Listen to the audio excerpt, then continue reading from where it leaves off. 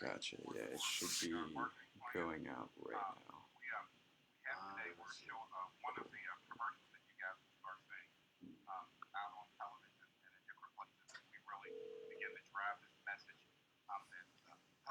Hey, we are up and streaming.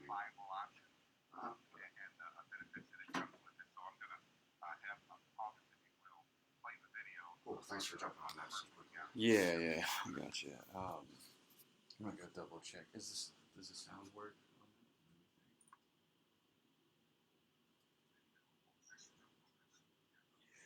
Oh, it's picking up your mic. I'm gonna. Leave your mic.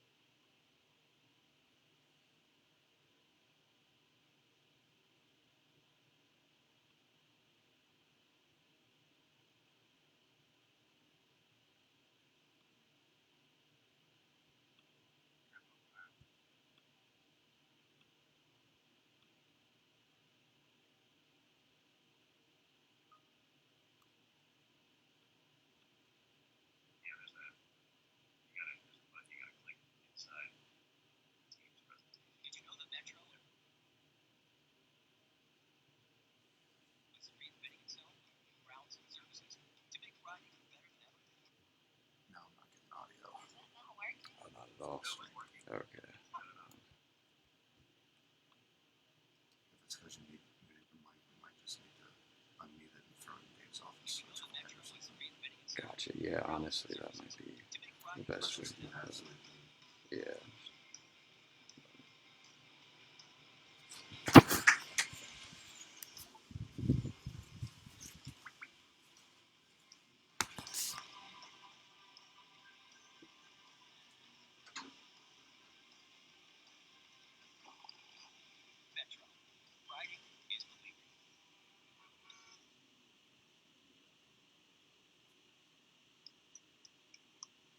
That's great. You're on mute, Daryl. There'll be more as more of them come out. We'll also share them with the board as well. Thank you for giving us a few minutes. Great, and I got to speak. Are you all getting gas price messaging out there in the last month? I imagine that's getting people on our buses right now. Absolutely, we're getting ready to launch another Fight the Pump promotion. We're not ready to launch it yet, so I won't mention it here, but we'll send it out to the board before we actually launch it. And I think, Brendan, you're going to be really excited about the new promotion because it corresponds with a lot of other things going on in Cincinnati. So we'll be launching that here real soon. And just to talk about expanding service, I've got a sneak preview of some of the December changes around the Green Bay Metro. Really excited to meet the promises that were made as issue 7. So really excited about that. We do have one public comment. This is from Kevin Shaw. I'll read it to you. Good morning, members of the SORTA board. I just wanted to be able to speak in person to reschedule this meeting, but I do have a few questions and comments. First comment is there an expected timeline for committee meetings to be screening?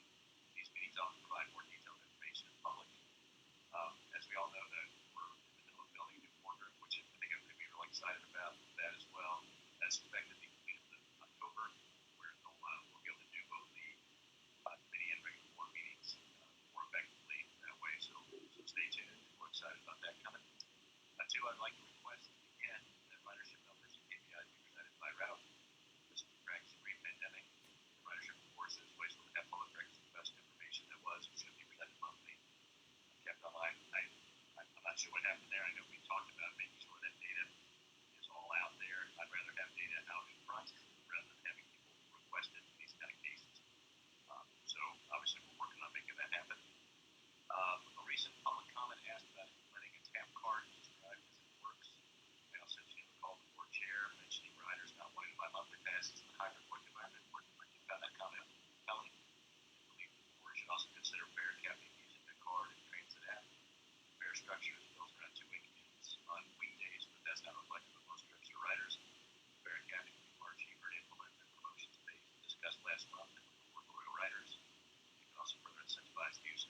tab card to speed up the boarding process. So I think we're continuing to look into some of this and how to make it work. I don't know if there was more comments to that, but we are working on fair tapping right now. It is something that is coming. We are also working on the tab card right now. It is also something that's coming. Daryl, I believe this is a tentative date for this is the beginning of 23, the first quarter of 23. It is a project that's still fighting for. thanks, Tom. Thanks, Tom. 24, is there an update coming to the system map? The downtown map is a wheel begin regional map that's coming soon in several months. A map that is adaptable to route changes and indicates approximate frequency and span would be immensely helpful because Austin must have a map like that. So we know additional service changes are coming, but we need to make sure we display it as effectively as we can. 25, our bus manager shelter purpose proceedings expected. My understanding was that there was a denial.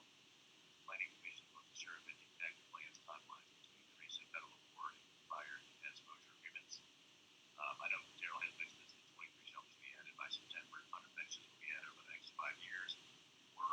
Obviously we've made some changes based on the Planning Commission feedback, and we're taking more of the responsibility for the cost of those ourselves. I would greatly appreciate a public update on these items. Look forward to watching the screen later. There's time left. I would also like to add that last month's routing changes seem great. I appreciate the creativity to even out the route frequency and even add some span with similar number of operators. So that's sincerely Kevin Shaw. Thank you, Kevin. We appreciate the feedback and love to get more. We know we're making a lot of changes, hopefully improvements, and want to get feedback from the public on those items. Okay, that's it, right, Chanel? That is correct. We only had one. Okay. First action item for the board is the approval of the board minutes for May 17th.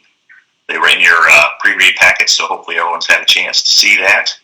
I would move that we approve. So we'd look for a second. Second. Got 2 seconds. Chanel Boyce, That is correct. all in favor say aye. Aye. Aye. All opposed say right. Okay. Approved. Rod, over to you for a finance update. Good morning. First, thanks to Heidi for leading in my absence last week for the committee meeting as I was under the weather. We have one item on the agenda today that requires action, and that is the annual resolution or approval to the CEO and for the CFO so that they might be able to, at the maximum, apply for any federal, local, state grants. And that is a part of a requirement by the Federal Transportation Administration as well. So this essentially just gives them the authority for this fiscal year to go and access as much funding as they can. So with that, I move to approve the 2023 grant application process. So moved. Second. Okay. Properly moved and seconded. Any questions? No questions? Chanel, guide me. This is a roll call. Okay. Okay. Mr. Thompson? Yes. Miss Taylor? Yes. Miss Sheets? Yes. Miss Robinson? Yes. Mr. Cassee? Yes. Mr. Hinton? Yes. Mr. Etheridge? Yes. Mr. Cole? Yes. Is there anyone I didn't call? Okay, it's been approved. All right. Terrific. Any other comments, Brad?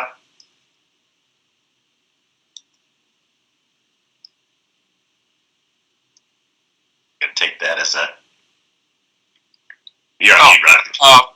No, I don't have any other comments. Later on, Larry will give an update and some few updates about what's going on kind of structurally too. Right. Okay. Fantastic. Fantastic. I meant to mention at the beginning of the meeting, and apologize for not doing so, but I do want to make sure we congratulated our board member, Mr. Cull, for his appointment as president of the Cincinnati Chamber. Well earned, and obviously Brendan's been a fantastic board member, helping drive us forward so much over the last 7 years, I think, 6 or 7 years. So, obviously, valuable member of our team and of the community, and well deserved. Congratulations, Brendan. Thank you, and thank you all. I'm really excited to continue doing the good work of this organization, and it is I am so thrilled that the chamber has just been all the way in when it comes to transportation and infrastructure. We've made that a big part of our mission, and so the connection to the work at SORTA means a lot to me, and it will continue going forward. Count on it. Thank you. All right, Blake, I think you did get in, so you want to take us through planning and ops? Thank you very much. We had a great planning and ops meeting, and we have one action item, but I think it's worth noting a few other things. First, safety month, and we went through all the amazing operators who received different safety awards. I'm just going to highlight that there were 2 in the 2 million mile award, which is just an amazing thing to get 2 million miles without a preventable accident. Great job to Vincent Best and Robert Stewart at Bond Hill and Queensgate. We also were excited to hear that we got some of the first technology for the electric vehicles in. So we're moving in that direction, which is just showing SORTA moving forward with amazing, innovative technology in transit. And, of course, a lot of community outreach going on right now, and the team's doing a great job with that. We also got an update on bus shelters, which I think you addressed in the comments earlier, and so moving forward with delivering on that. And then we had one action item, which actually builds on what Rod was saying. So we're moving forward with BRT, and one of the first steps in that is to do a study of the BRT options, and we got a $780,000, I believe, grant to cover that, and then we'll have some matching funds, local funds, to cover the whole thing. And so we need to approve that. That is a contract for Cross Rapid Transit Consulting Services. And this is a necessary step as we move through the process to getting to BRT. The total cost not to exceed is $924. If anybody wants to have discussion or questions on that, we can do that, or we can forward with a motion.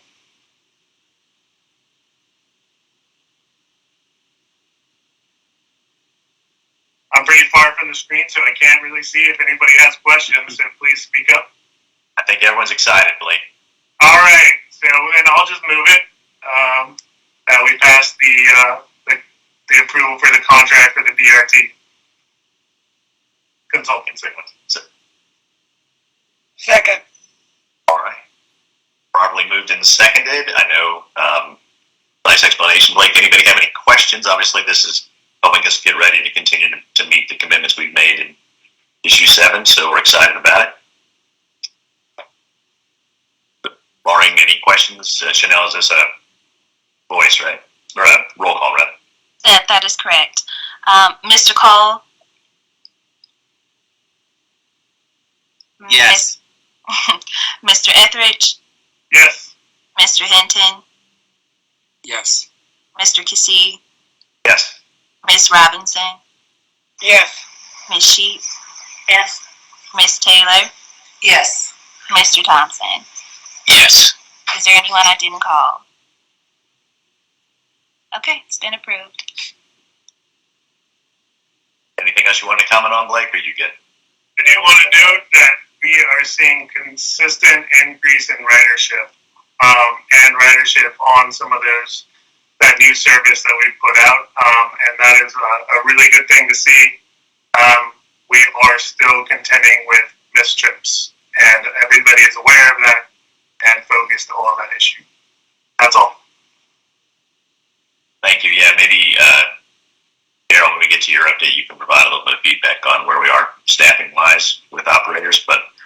ayes. Mr. Pinkleton.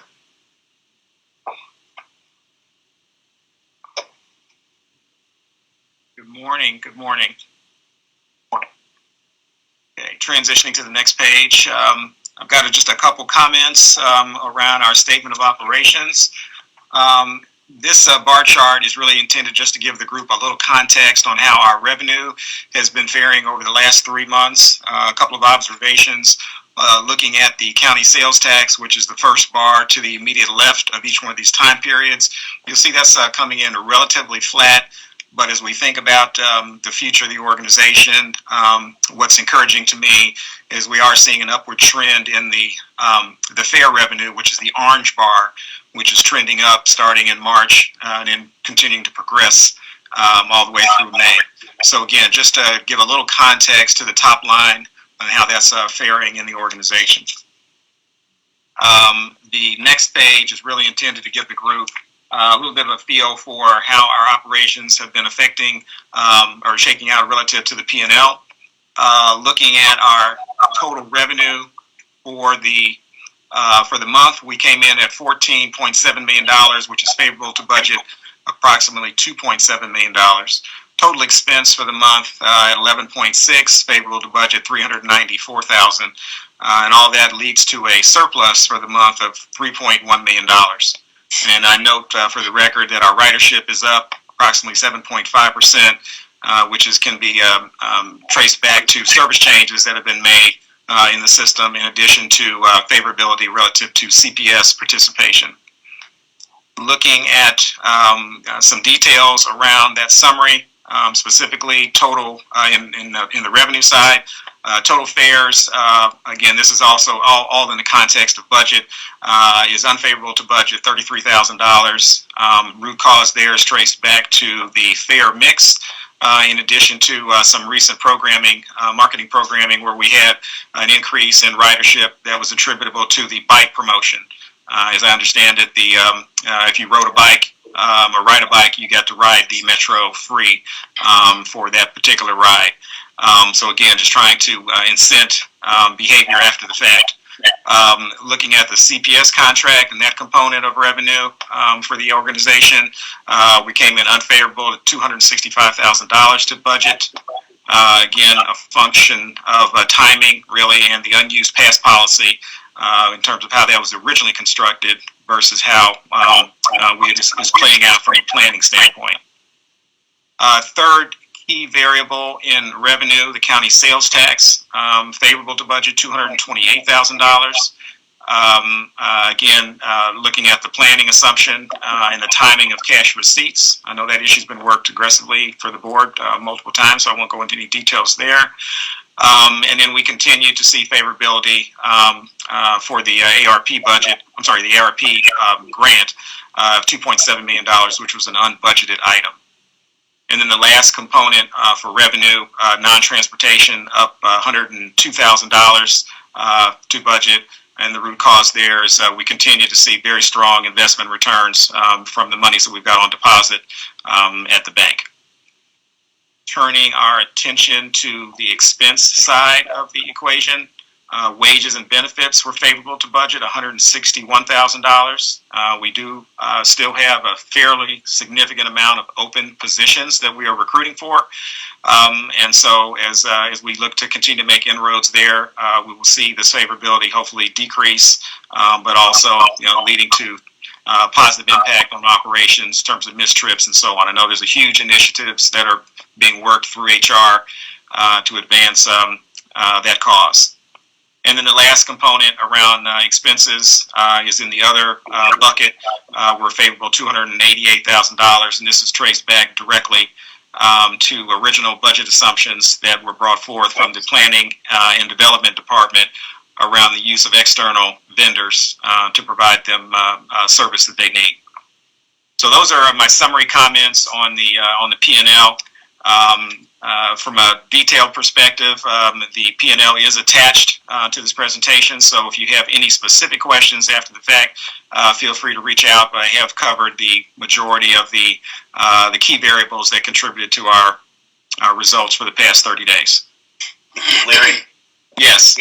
I I have to make my monthly comment that, some of the surplus isn't sustainable because we won't be getting that much money from the federal government, we don't assume, for that long. So I'll make that one. But also, when we talk about favorability to budget of wages and benefits, that's to what we expected to be able to hire, not how many we wanted to hire, correct? That is correct. So the gap versus where we want to be is actually much larger than that, I assume. And so, again, as we look at our overall picture, we need to continue to drive performance to get there. But Can I ask a question? Craig, open that door. The hiring that we are empty, I guess our empty positions, is that based on the grants or is it based on our revenue, actual levy revenue? Well, again, let's clarify here. So the budget had a set of planning assumptions around the number of individuals that we would hire, the number of staff that we would hire to address our service needs. And so what we're seeing right now is the net effect of the open positions relative to that planning assumption, those planning assumptions that took place back when we built the budget in the October time period. Okay, so to the extent that there's a gap between today's reality, our ability to actually recruit to meet the targets associated with the budget, there's a gap today, and that gap has a dollar amount that's favorable, and that's what I'm quoting here. Okay, so it's not based on the extra money that we receive as a grant that will be going away. No. Okay. No. Gwen, to kind of answer your question, and this was what Craig was talking about. We were lucky enough, the FTA saw what we were doing as we're adding service, which is very different than what's happening in the rest of the country.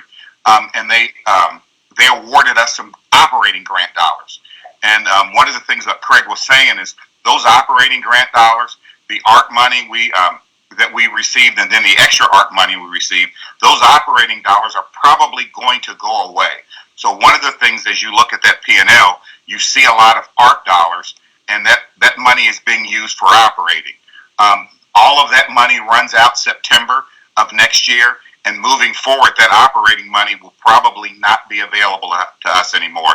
And when you really look at that P&L, and you look at our favorability, if you remove those federal operating dollars, the ARC money, we're actually running in a deficit. So okay. It's something that we have to be really concerned about. You answered my question. Thank you, because I didn't frame it correctly. But thank you. That's where I was going. That we're not. I'm consulting with a couple agencies that they know their money runs out at the end of the year. They've hired all these people, so they right back at laying them off and starting all over. And I'm just asking that question, but you just answered it, so thank you very much. We have no intentions of, when that happens, of laying people off. We are working a long-term strategy to keep this organization running full speed ahead. That's good. You answered my question. Thank you. That's why continuing to focus on driving ridership is so critical to what we're doing. Right. A lot of good things come from that, right? I think as Daryl started to say, we were lucky enough, but I think we've earned the rewards we're getting from the federal and state operations. But it's based on all these good things we're doing, and driving ridership was a key measure of that. So sorry, Larry, I interrupted you, but no problem. Okay, so if there's no other questions, that concludes my presentation. Thank you. And Larry, if it makes you feel better, I ran into Pam Green, and she's unhappy with me for borrowing. Yeah. Hey, I got a call from Pam. Well, and Craig, to be clear, I'm not being borrowed. I'm not coming back. I'm trying to avoid the word stole, but anyway. Yeah. I'm here to tell you, there's no do-overs. Okay. You came up with a conversation that I had with her about another issue, and she said, "Are you still on that board?" Yeah. She's thrilled for you. Larry is not allowed to go back there or any place else. and I do want to make one last comment. Your reporting was more understandable, so thank you. Okay. Great. Keep working on that. Thank you, Larry. Daryl. I want to start off by thanking Mr. Etheridge for doing most of my Metro on the Move. So it made my job very easy. Craig, I'll answer your question. The hiring has improved. We've hired 46 operators to date. Our head count is up to 472. So we're about 12 operators ahead of where we talked. The last conversation we had about number of operators. We've got 16 currently in training, and our next new hire class, there are 9 new hires in that class. We are starting to see an increased number of applicants, and we also signed an agreement recently to bring back with the ATU to bring back retired operators to work part-time, and we're seeing some benefit from retired operators coming back to work part-time. So we're feeling better about where we are. We still have a ways to go. We have a couple of other strategies we're implementing to increase our head count, and the goal is to really make a dent in this by the end of this year so we can roll out phase 2. June is National Safety Month, as Mr. Estra talked about. He talked about our 2 operators at the 2 Million Mile Club. We're really excited about. We also are celebrating 607 other Metro and Access operators and the maintenance team who've achieved excellence in safety. Mr. Etheridge talked about our grant for the BRT. We also received another grant this week. I believe an email went out to the board. We'll also be talking about that next month for some planning dollars for the transit center that we're going to be building in Wanted Hills. It was $341,000. So we're really excited and grateful to the FTA and the delegation for seeing what we're doing is very important and investing in our transit system. Also, we're celebrating Juneteenth and Pride Month. So look for us this month at citywide celebrations in honor of both Juneteenth and Pride Month. I also attended the APTA fly-in yesterday. So we spent all day yesterday talking to the Ohio delegation about the things that we are doing, the things we've done, and the things we have upcoming to look for additional grant dollars to help move our agenda forward. It went extremely well. They are excited about all the things that we are doing here in Cincinnati, and we look forward to additional grant awards here in the near future. I'll be happy to answer any questions, but that is Metro on the Move for this month. For those that can make the safety luncheon, it's really a powerful time. I think we take for granted sometimes the tremendous safety record that we have and what the drivers achieve every day and every week on that. I would also comment, Daryl talked about the APTA fly-in yesterday. A couple weeks ago, SORTA participated in a chamber visit to D.C., and it was almost, almost embarrassing how much praise SORTA received from every elected official, our senators, our congressmen in the region, the agents who's met it, really something. So kudos to Daryl, you and the whole team for the excellent work, and it's nice that it's getting recognized.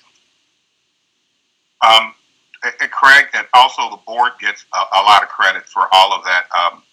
We've accomplished a lot in the last couple of years, and of course it started with the passing of Issue 7 that has allowed us to do all of this. The passage of Issue 7 has also allowed us to have local dollars to match the federal grants and to continue to move the organization forward. So the staff also thanks this board for the vision and direction to get us where we are today and to keep us moving forward. And we appreciate the pressure that you put on us to keep moving us. Well, thank you on behalf of the board, and I know for those that are watching and participating from the public, right? We have this obligation now to meet those, and we're working hard to do it. With that, I'll move to Labor Committee. We need to move into executive session. I say I have the right language here, Chanel. Under Section 121.22G4 of the Ohio Revised Code, preparing for, conducting, reviewing negotiations for bargaining sessions with public employees. So I move that we go into executive session. Is that a roll call? Yes, we need to do a roll call, and you also need a second. Anybody like to second that motion? Second. All right, moved and seconded. Any questions? Okay, Yeah. Mr. Thompson? Yes. Ms. Taylor? Yes. Ms. Sheets, Yes. Ms. Robinson. I believe she's saying yes. Okay. Nod your head, but Yes. Mr. Cassie, yes. Mr. Hinton, Yes. Mr. Etheridge, Yes.